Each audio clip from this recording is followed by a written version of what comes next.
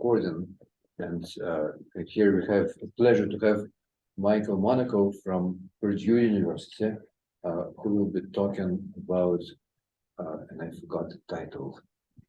1 second. It's the plus construction and monoid definitions of operator-like structures. Great. Yeah, here you go, Michael. Well, thank you for having me. So I'm going to talk about some joint work I've done with my advisor, Ralph Kaufman. So before I really get into this, I want to give you a little bit of background so you kind of understand what the words in the title mean. So first, what do I mean exactly by an operator-like structure? So of course, this should include things like operators themselves, which are kind of gadgets that look like this. So they have many inputs, and you can kind of hook them together like this to make a new thing out of them. And then there are other things like prop-rads. So prop-rads are similar. They have many inputs, but also many outputs. And again, you can hook them up and make a new thing out of them. But I'm also going to consider should be careful how I say that. But so opera-like things, in my sense, also include things like props, which are a lot like prop rads, but they have this extra ability that you can kind of smush two things together like this, make a new thing. And things like modular operads, which there isn't even a distinction between input and output anymore. You're allowed to hook them up pretty much any way you want. You're even allowed to self-glue them like this. And the idea is that if this composition makes new genus, like here and here, you kind of add that. Oops, sorry. So I should mention that there's this extra data here. So there's this extra data of a genus labeling. So here I have genus 2, and here I have genus 1. And if I compose them and I make new genus out of it, I add those to the result. So that's the idea of a modular operad. Okay, so there's all these different operad-like structures. And the idea of Kaufman and Ward is to encode these different definitions as different kinds of different symmetric monoidal categories. So as an example, there should be some symmetric monoidal category that I'll call F modular, such that one, the strong monoidal functors out of this F modular category are the modular operads in C. And two, monoidal natural transformations from one functor to another are morphisms in that category of modular operads. Okay, so that's what a Feynman category does, but what is a Feynman category? So formally, a Feynman category is a symmetric monoidal category equipped with a subgroupoid V with the following properties. So the first property says in words that all of these objects can be factorized into basic objects. So I have this groupoid coming from this original symmetric monoidal category F. And this groupoid is more or less the same thing as a free symmetric monoidal category generated by this special groupoid here that I'm singling out. And this other special property is that all these morphisms are built out of morphisms whose targets are basic objects. So I have this big groupoid of arrows here. And this big groupoid of arrows is equivalent to the arrows into these special objects here, into the special groupoid here, in the sense that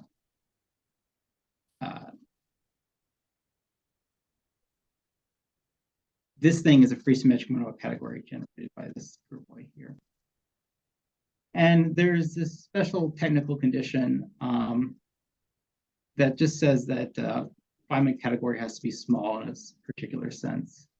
More precisely, it means that certain comma categories have to be essentially small, which is kind of a technical condition. I should maybe pause for questions here.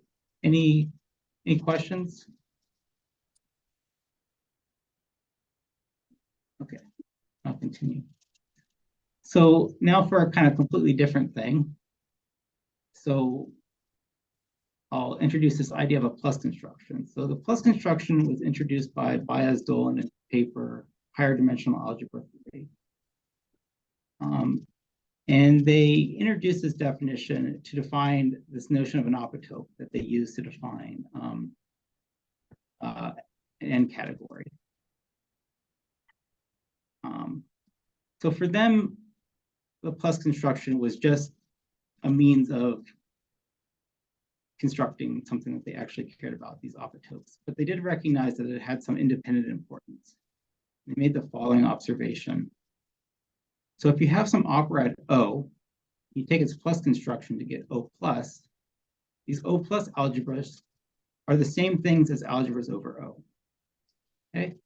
And since this plus construction was introduced, it's been recognized that this idea of a plus construction is actually fundamentally very important. It's been adapted to many contexts, including Feynman categories. So there they have several applications. So one application is this idea of index enrichment. And index enrichment is essentially taking certain data and using that data to modify the morphisms of the Feynman category. And you can use that to produce Feynman categories which co-represent algebras of a given operad, using this idea here. And a kind of similar idea is this application here of explaining these hyperoperads in these sort of twisted structures in the sense of Getzler and Kapranov, which are defined in their modular operads paper. And the new thing I want to talk about, this new application here, is to monoid definitions. So I'm going to give you sort of this paraphrase theorem here, and then once we go further, we'll make it a little bit more precise. So the paraphrase theorem says that an operad-like structure has a monoid definition if its Feynman category can be expressed as a plus construction of a hereditary unique factorization category M. So like I said, a few things need to be made a little bit clearer here. So one, we need to give a categorical version of this plus construction. And two, we need to make this idea of a monoid definition a little bit clearer. So to do that, we're going to introduce these bimod. These bimod as a foundation for monoid definitions. And we're going to see that these bimodules give a very broad, or bimodules are a very broad notion. So we kind of need to narrow it down a little bit. So to do that, I'm going to explain the role of the element category in all of this and explain what the role of unique factorization. And once we do that, we'll be able to give a precise characterization of monoids and make this paraphrase theorem into a proper theorem. So let's get to that. So the first step is defining this generalized plus construction. So our goal was to give this plus construction that generalizes the one that Kaufman and Ward gave for Feynman categories. And the idea of a plus construction is pretty simple. So the idea is that this C plus should have morphisms of C, of the original C as the objects of the new thing. And two, it should have composition and symmetry data as the morphisms.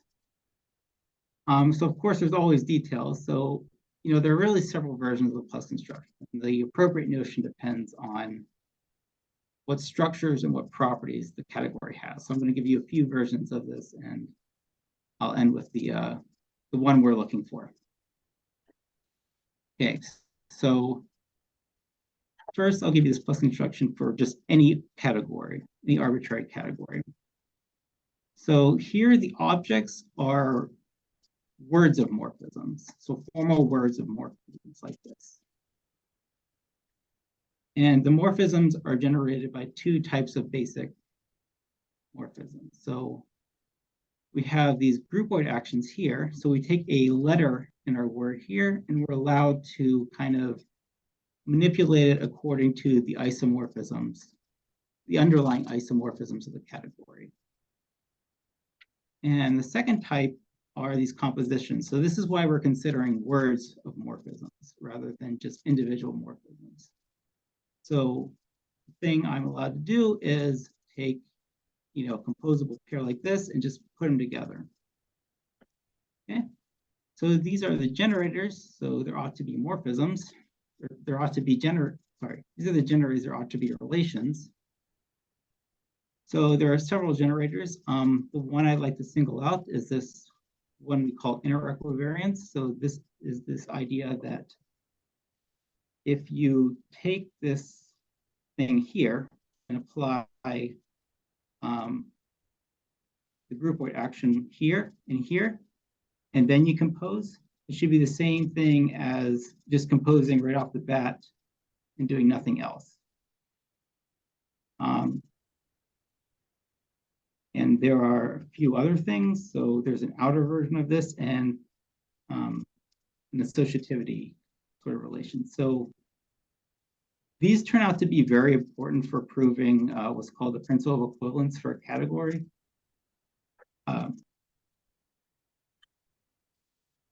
But perhaps the ones what you should focus on is this thing here. So the objects are these words, and the morphisms are generated by these groupoid actions and these compositions.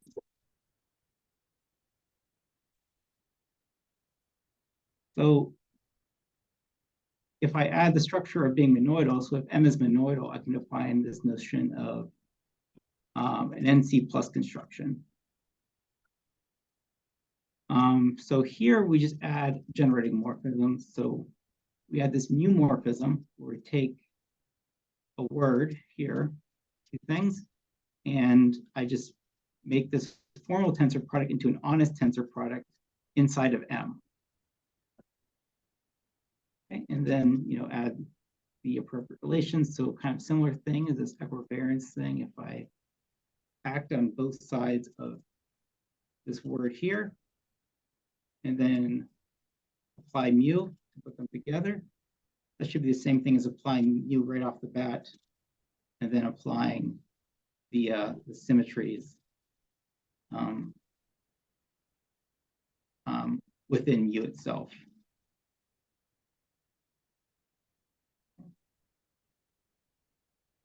And again, there are some other ones, but this one is the one I think is worth singling out because it has a very important role in the principle of equivalence.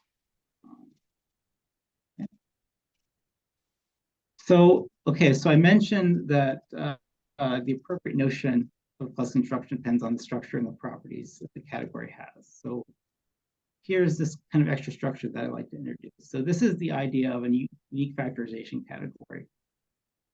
And in spirit, this is very similar to the Feynman categories introduced by Kaufman and Ward.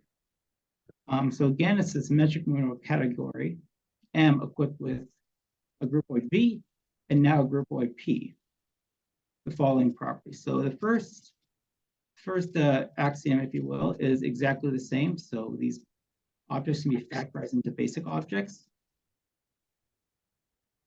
But the second one's a little bit different. So I no longer stipulate that the basic arrows come from these. I no longer stipulate that the basic morphisms are the ones that go into the groupoid V.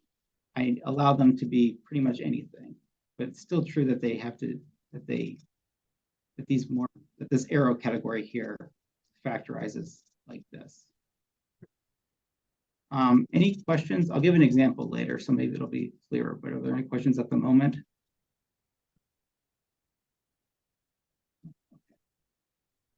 And then a second condition, so for Feynman categories, you actually don't need this, but because of this, this added liberty of being able to choose for things here, you have to impose what we call a hereditary property. And this can be made more precise, but in words, it's this idea that the connected components of a composition go to irreducible morphisms. I think this will become more clear, but this is the basic idea.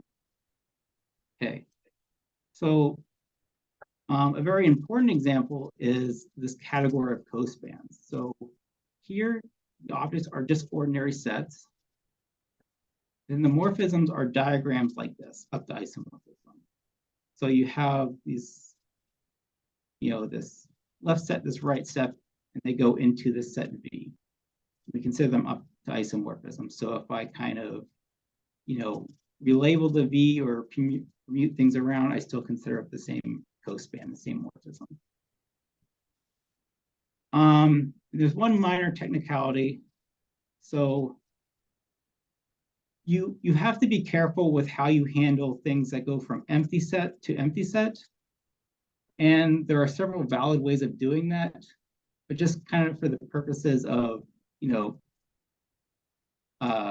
moving along, I'll just give you this one. So if T is empty, we'll just assume everything else is empty. Yes, that's just a minor technicality. So these are the morphisms. The morphisms are these cospans, these ingoing arrows here. And then you compose these two things, compose these morphisms by taking push-outs on the middle. Okay. So why is this a unique factorization category? So the objects, so the sets factorize in the sense described in the other slide. So any object is a disjoint union of its elements. That's true. And the morphism, sorry, did someone say something? No. No, okay. Must have heard something.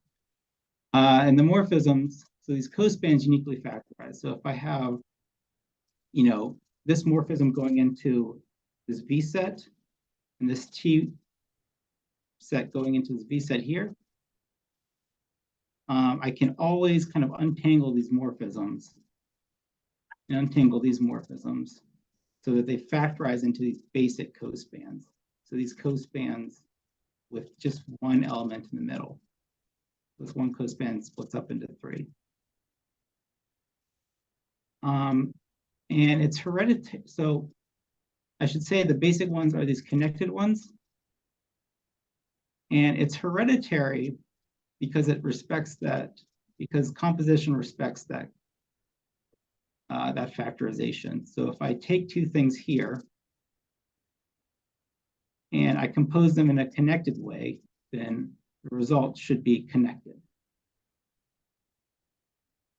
Okay.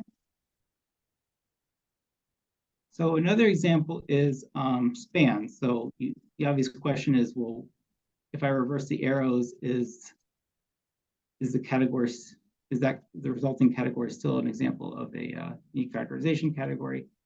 It turns out the answer is yes. So, like I said, just switch these arrows around. I get a span rather than a cospan. And then instead of taking push out, I take pull back. And this thing turns out, so it's a little bit harder to see, but not that much harder, that this thing is indeed a unique factorization category and a hereditary unique factorization category.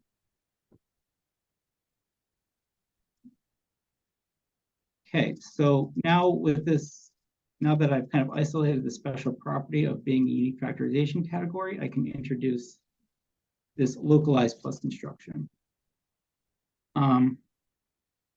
So localized plus construction is given by adding, so formally inverting this mu morphism that we introduced in the NC plus construction.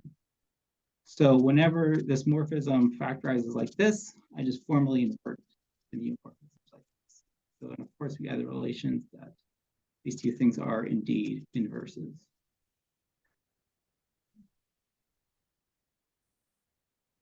And the theorem, one of the important theorems that we prove is that when M is unique factorization category, it's hereditary. So about that. So there's a category M plus equivalent to this localization, this loc plus, where instead of being words of morphisms, it's actually just the morphisms are just the arrows themselves, and the underlying groupoid is the one described here. And instead of that gamma morphism, we just have something here that takes tensor products within the category M itself and then puts them together as composition. And then they satisfy analogous conditions. So, continuation of this theorem is that, under these conditions, this M plus is given by a right roof calculus, or what we call a right roof calculus.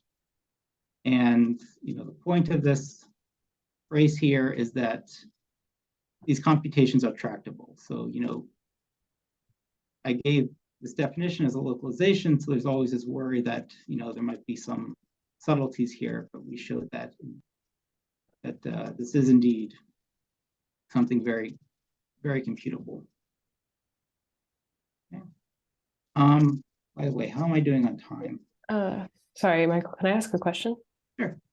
Can you just go back to the previous slide? I hadn't quite digested what the difference between M plus and M log plus is. How should I think about this? So really, so for the longest time, this was our definition.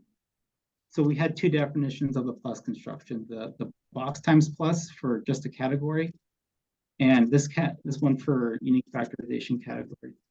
But then we realized that we could develop the sequence that I'm showing you and sort of connect those two things. So if that doesn't quite answer your question though. So how should you think about the differences? Well, maybe the fact that you call it localized means that you actually localize it with respect to those mu's here in the third. Previously, you had the mu's as being morphisms, and now you formally add their inverses. Sure. Yeah. Yeah, Mu's okay. That helps. Yeah. So yeah, so I guess maybe another way to think about it is with this localization thing, this localized plus construction. In the NC plus construction, you were allowed to, put things together, but you didn't necessarily have the freedom to pull things apart. And in this localized thing, and in this plus thing, you have the freedom to, put them, both together and apart again freely without anything funny happening, I guess. Yeah, okay, very good. Yeah, in terms of time, Michael, you asked about time. Yes. You have about 35 minutes. Oh, okay. Sasha, we've also lost video. We can't see the room anymore. Yeah, thank you. Very good. Thanks. Okay. Yeah, and so this next one, so this is what I was talking about. Some people call the principle of equivalence. So, it wouldn't be a very good construction if it somehow mattered if I input two equivalent definitions and got two inequivalent things out. That wouldn't be very good. But we proved that that doesn't happen. If the two inputs are equivalent, the two outputs are equivalent. That's sort of a nice thing to know. It's sort of what you'd expect, but it's kind of nice to know that it's true. So, and a kind of nice thing here is that these plus constructions can be given another definition that uses this notion that we call groupoid colored decorated graph. So just kind of another nice combinatorial way to think about it. Okay. Yeah, and so the big thing here is this result here. So these two things, these two plus constructions are Feynman categories. And most importantly, if this M here is a hereditary unique factorization category, then M plus is a Feynman category. So some nice example of this. So Kaufman and Ward. gave something like this. So they said that the plus construction of finite sets, the category of finite sets, is equivalent to the Feynman category of operads. And some new things we can do with this extra generalization here is that we can show that cospan plus is equivalent to the Feynman category of operads. And we can even do some new things like form this category cospan plus. That is a Feynman category because we know span is a hereditary factorization category. Any questions? Not yet. Okay. I have a question. Yes. Can you identify the span plus? Yeah, I've been looking for names for it. As far as I know, there isn't like a strong consensus on. I mean, I know what I have a feeling for what they do. So like span, the category span is, so said technically, the category span co-represents the category of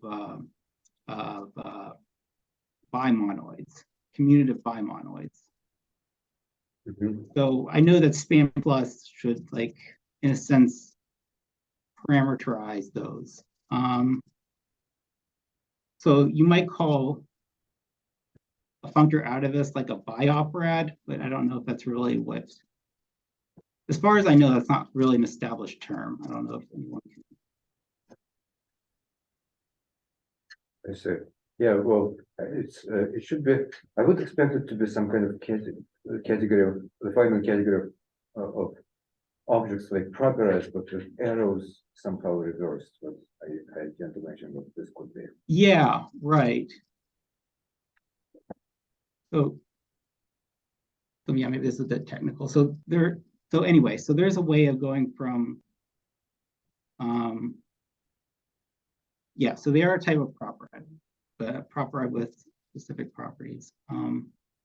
Another thing that's maybe worth saying is that span, the composition of span is sort of a, so pullback is kind of a categorified composition of matrices. So yeah. Okay. Okay, so yeah, so now go on to another phase here. So I've sort of completed this description of the categorical plus construction. So now I want to kind of introduce these bimodules and monoid definitions. Okay, so a monoid in a monoidal category is an object M. M and C equipped with these morphisms. So here I'm using the kind of operatic notation for multiplication rather than the typical one. So gamma from M times M to M. And I'm going to require these to satisfy associativity. And then we have a new that satisfies unitality. Okay, so like the obvious question is, why would you search for a monoid definition of an operad? What's wrong with the existing definition of an operad? So I can think of maybe two reasons for doing this. So the first one's kind of subjective. So one reason is that monoidal categories are just kind of nice to work in. There's a lot of theory behind them, and they're just a very convenient place to work in. So an example of this might be Kelly, Max Kelly. So he defined operads as a monoid for the purposes of comparing operads to clubs. And another reason I can think of is that some things are just naturally formulated in terms of monoids. So example would be Villette. So he defined properads originally as monoids to develop the theory of postural duality. So let me kind of give you a classical example of this. So I believe that Smirnov was the first person to write down a definition for a monoid definition for operads. So in a sense, his definition is a little simple. in the sense that these aren't even symmetric sequences, they're just sequences. But I think this is a good one to show because it kind of clearly depicts what's going on here. So the idea is you have these two sequences here, these two graded objects, and you define this composition here by,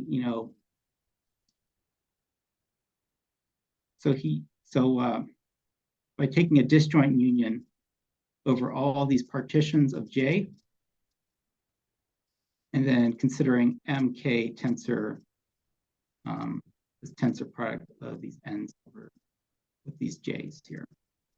So you can kind of see what's going on here. So, Michael, excuse me, what kind of assumptions are here? Are these sequences of vector spaces or something more general?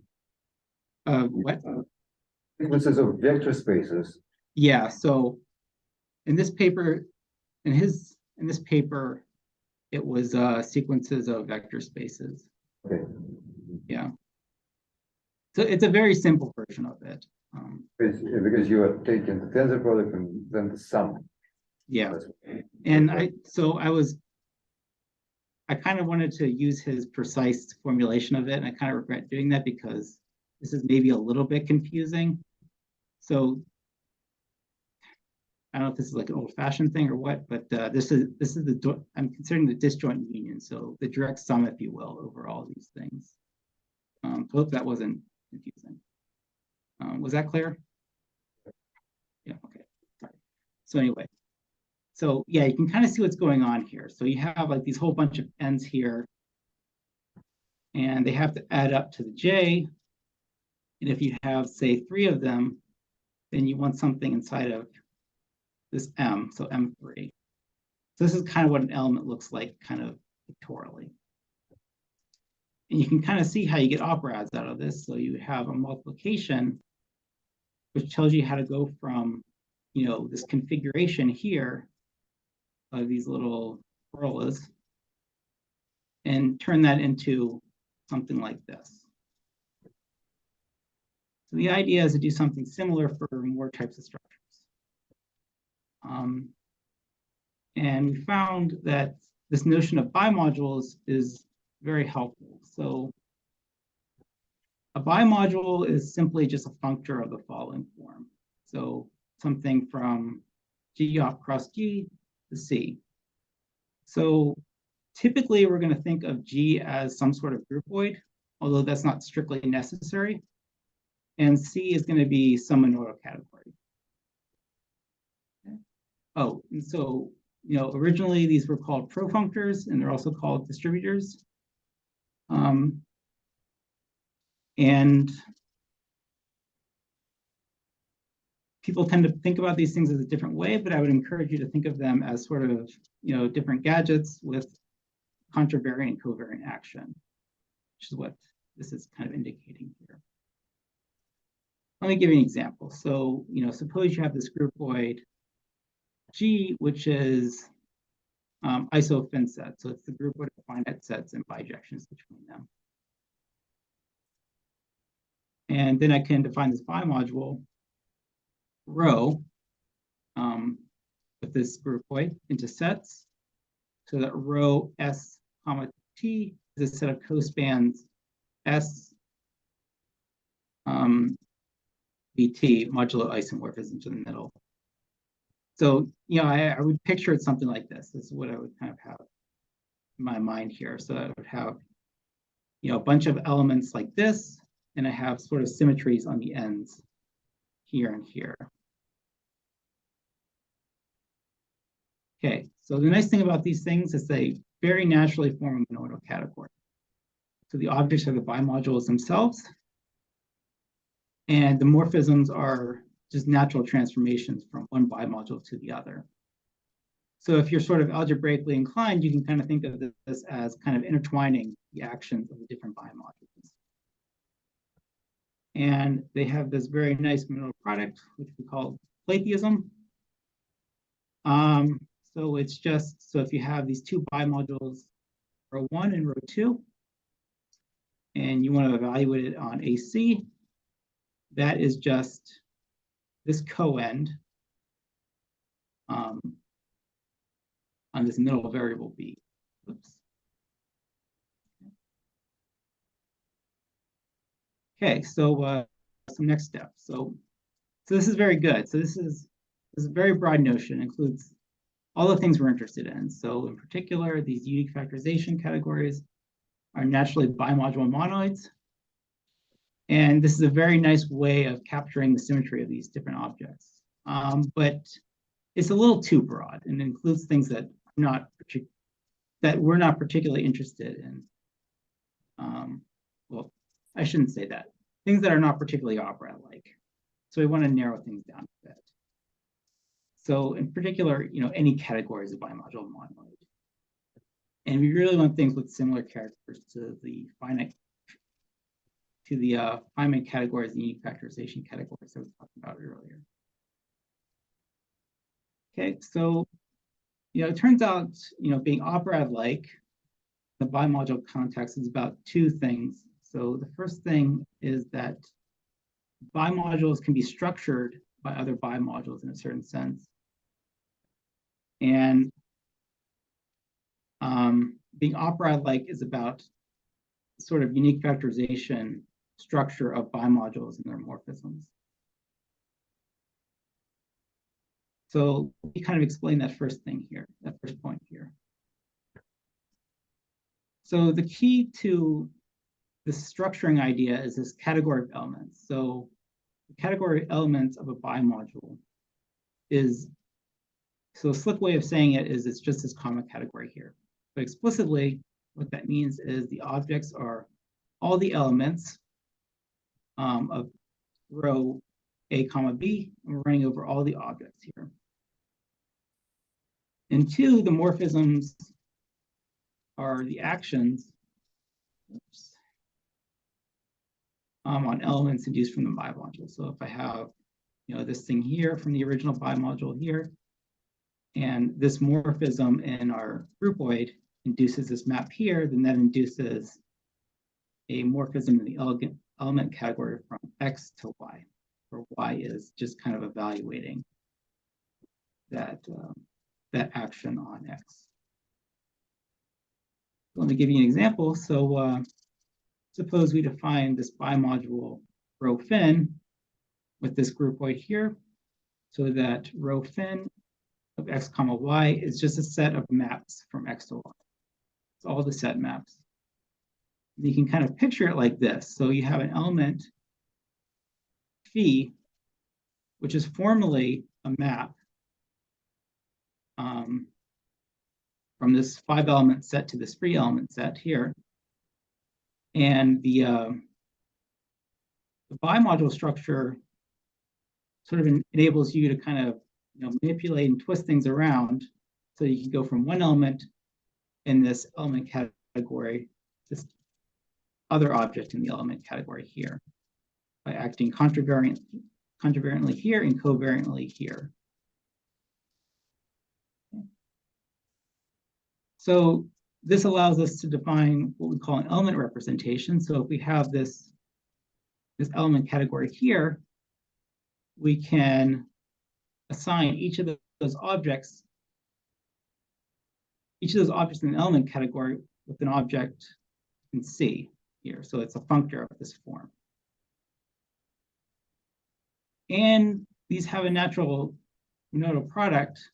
So if you have these two element representations, D1 and D2, I can kind of put them together and get this functor here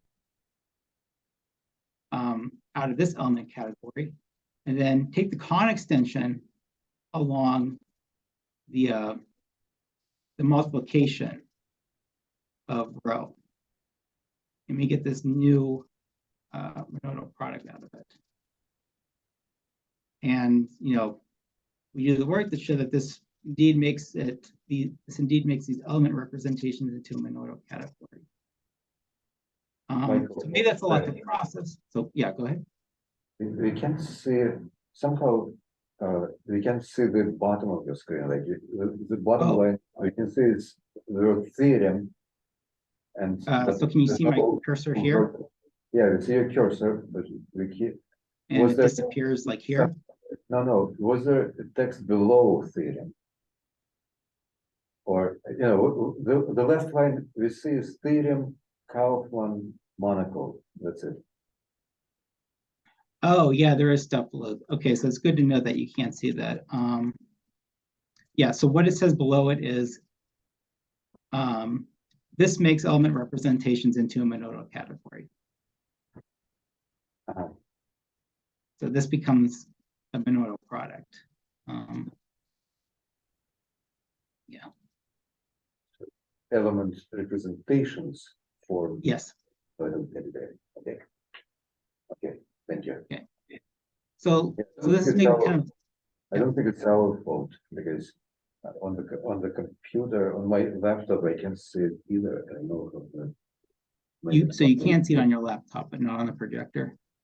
Or at least I can't see it on. Yeah, I can't see it either on my computer. Okay, that's weird. Can you just try clicking it? See what it is going to do. So just click it once. Because normally it should be like the bar should go down, right? Was the bar? Yeah, the bar could go down. It did. Why doesn't it go down?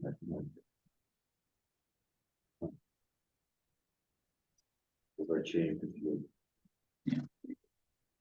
I mean, it's not so important. Right.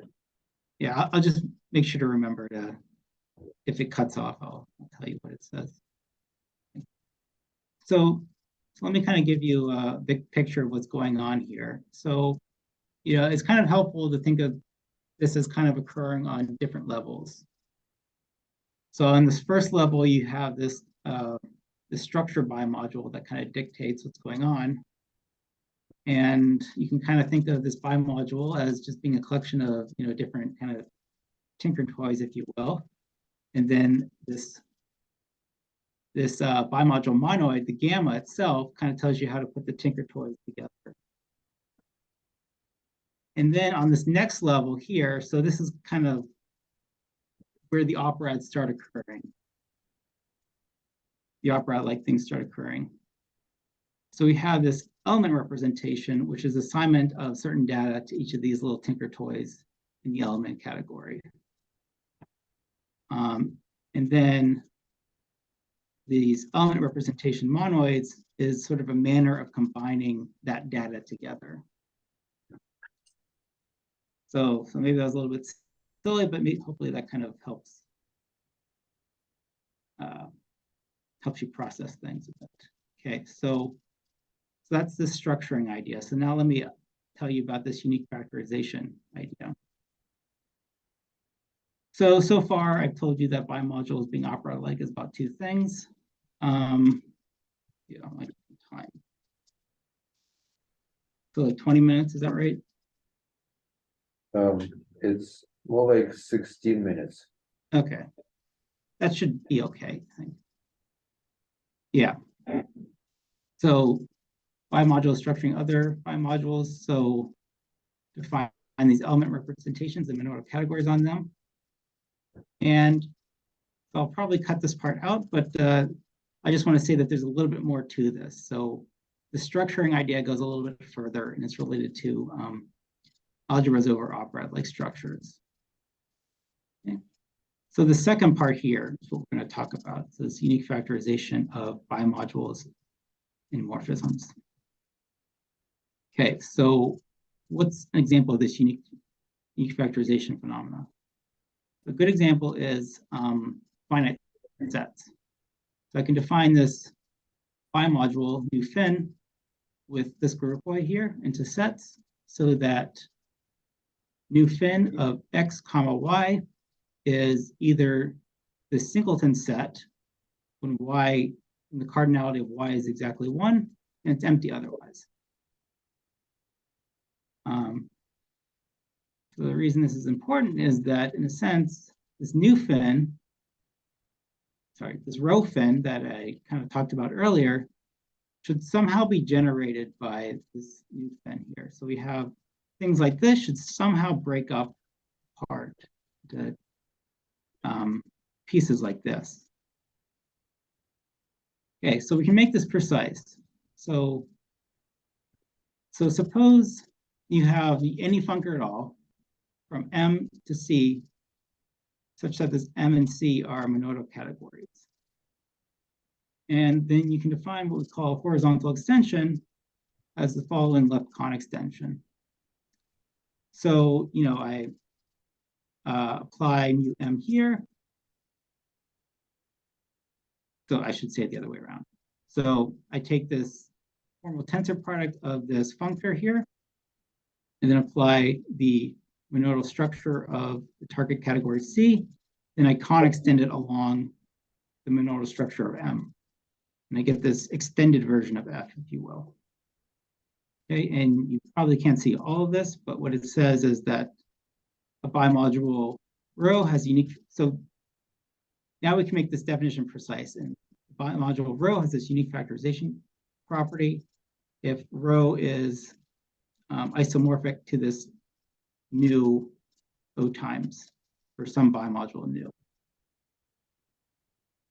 We can see it all actually at the same You can see it all. Okay. So apparently you can't, so you probably can't see the page number. Is that correct? No, we can't see the page number. Okay.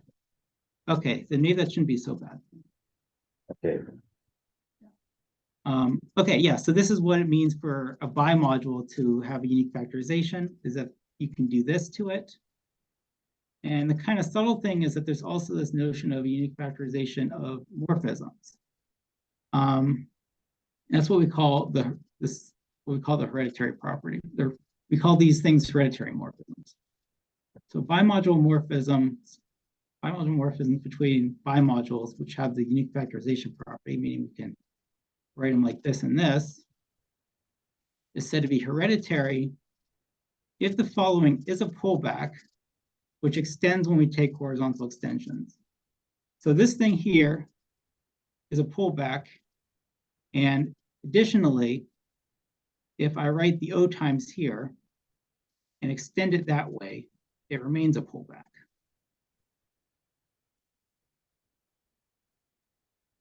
So what's kind of the upshot of this? So the hereditary of the multiplication morphism, gamma, is related to the hereditary property of unique factorization category that I defined in like the first, in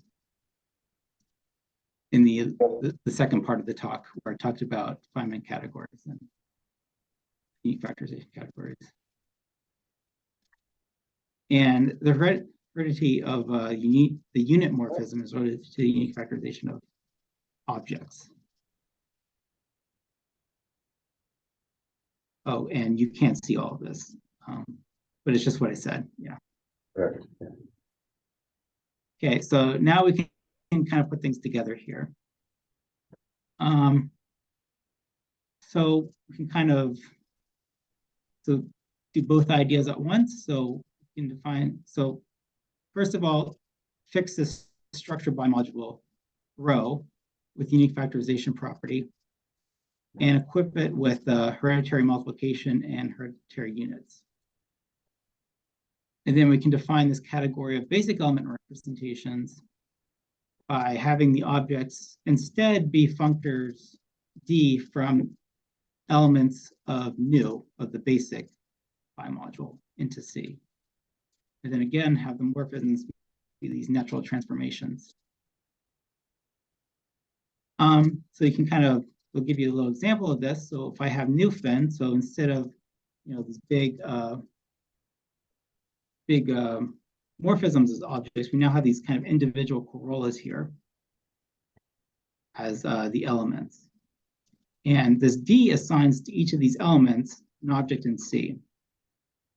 And additionally, we have the symmetries inherited from this bimodule. So I'm allowed to kind of cycle through these, or I should say permute through these things here to get, this object and go back again. So that corresponds to an S3 action of D of this thing.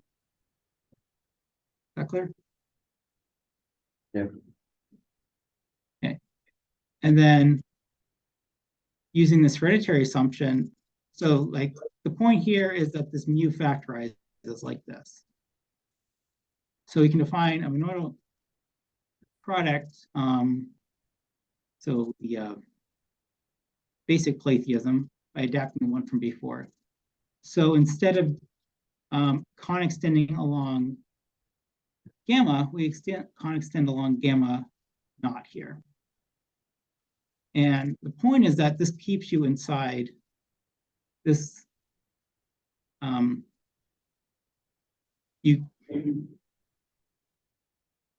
sorry, was there a question? No, So the point is that you stay with these kind of basic element representations here. So it allows you to put those two things together. Okay, and so the upshots are you can reproduce the definition of operas as monoids, as symmetric sequences, and you can reproduce the original definition of properads that Follett gave. And we can say something more general, and that's this main theorem here. So this is the unparaphrased theorem.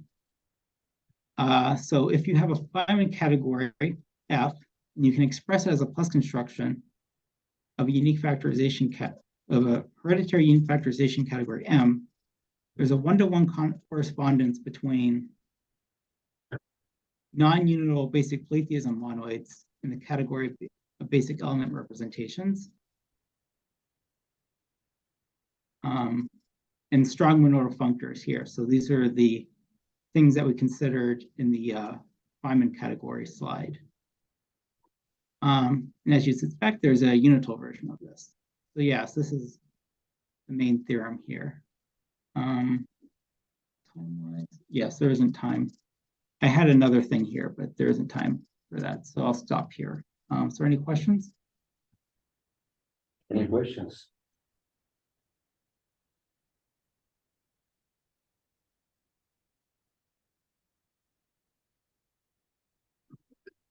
Michael, I have a question. Yeah. Usually, when you turn morphisms of one category, say of one monoidal category, into the objects, you declare them to be the objects of another category. Usually this leads to a double category. You don't want to forget the objects of the original category, and this creates a double category. Yes, yes. And you decided to, in this class construction that you described, you decided to forget the objects of the original category. Why did you do this? And or did you lose anything by doing this? Or does it make sense to sort of have a double category version of your construction? Yes. Yes. So it makes a lot of sense to do that. So the question, do you lose anything? Well, in a certain sense, you lose some things. So maybe a good example of this is cospans, actually. So if I go away.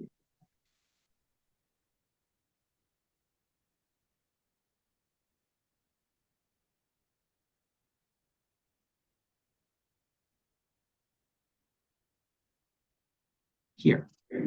So for this, so to get an actual category out of this, you have to take it up to isomorphisms. So in a certain sense, that's a little bit unfortunate because it'd be a lot nicer to kind of have, well, I believe Benebu calls these bicategories. But anyway, it'd be nicer to have a sort of two-categorical thing where I'm allowed to take any cospan not up to isomorphism, but allow myself to kind of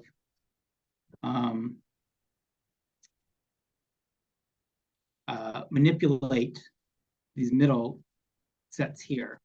So I could, of course, do a bijection. You think of those isomorphisms between cospans as Two morphisms. Exactly, yes, that's Yeah. exactly. So I consider these things as two morphisms here. And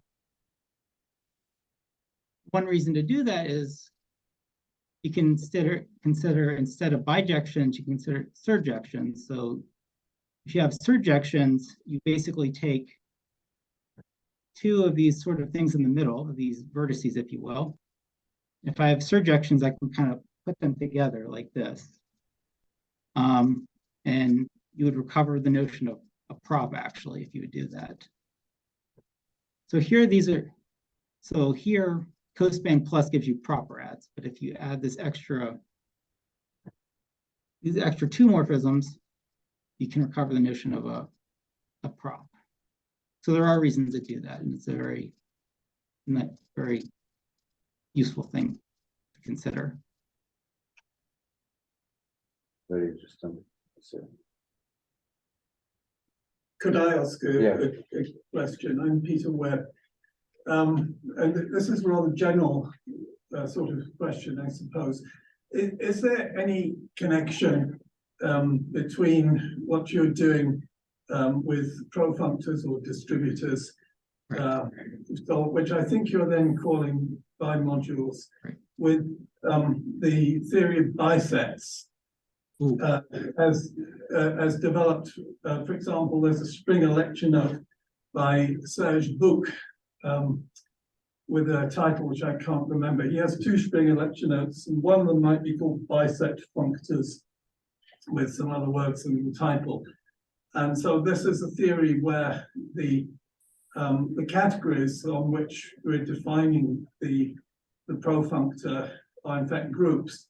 So far as I can see, you may be defining them on groupoids, which may come down to the same thing. And so there's quite an elaborate theory developed. Is there any connection between this and the sort of theory that you have? Yeah, so I wasn't aware of this, but thank you for mentioning it. That's very interesting. So I don't know, but maybe.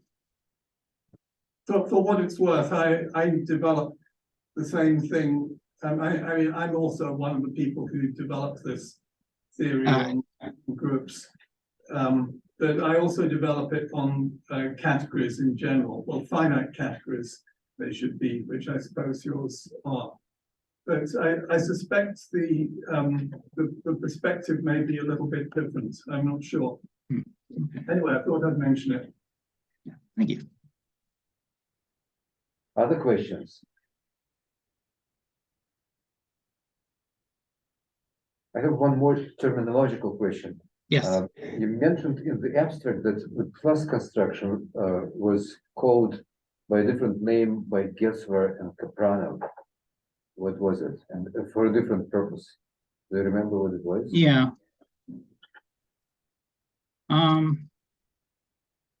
So I don't, so like, it's sort of one of those things where in retrospect, you kind of recognize that they were really onto a very similar idea. I don't know if they ever like actually gave it a name exactly. Was it in relation to modular operands? Is there a paper on cyclic operands or modular operands? Modular operands. Oh. Actually, I've forgotten where's that.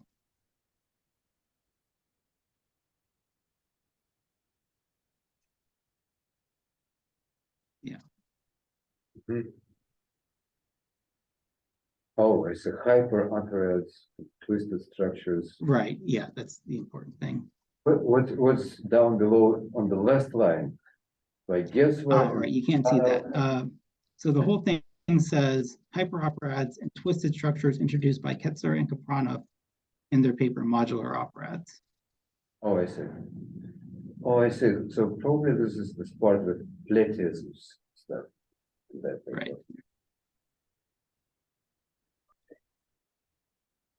Thank you. Other questions? All right. If not, then let's thank Michael for the very interesting talk.